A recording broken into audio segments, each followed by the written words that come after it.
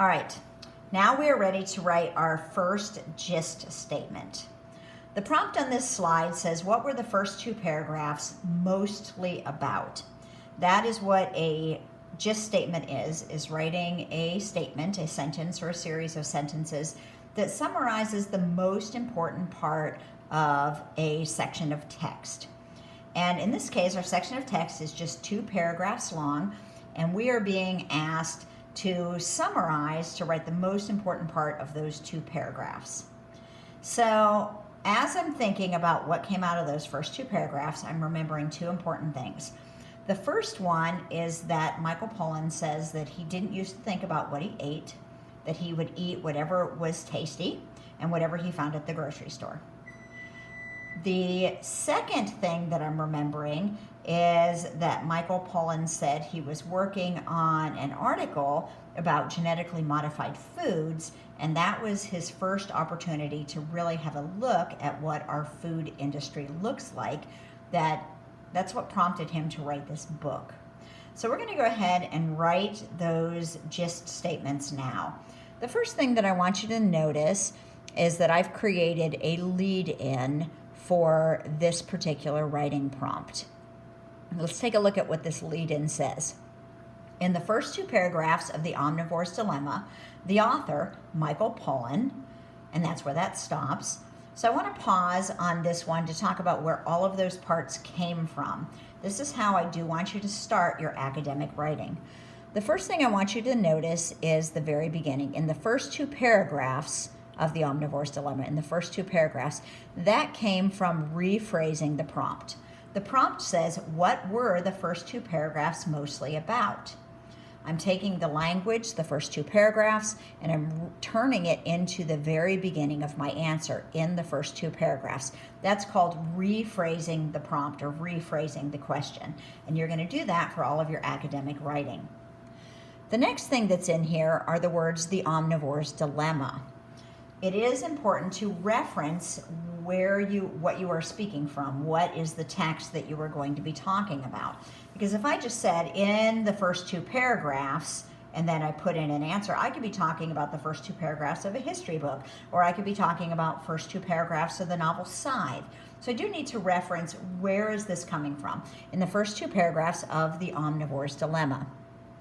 Notice that The Omnivore's Dilemma is italicized. That's what those little like sideways letters are called, is italicized. That's how you set that off as the title of a book. How did I do that? Well, I highlighted the text, The Omnivore's Dilemma, and then I clicked this little sideways I that's up there at the top. That's what turns it to italics.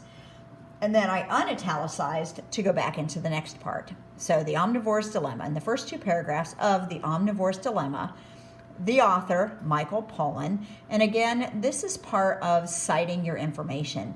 You do need to include who is the author, who is the original creator of the information that you're going to be talking about. Notice that in my first reference of him, I refer to him by first name and last name, Michael Pollan. Most of the times that I refer to him after this, I'm just going to be calling him Pollan.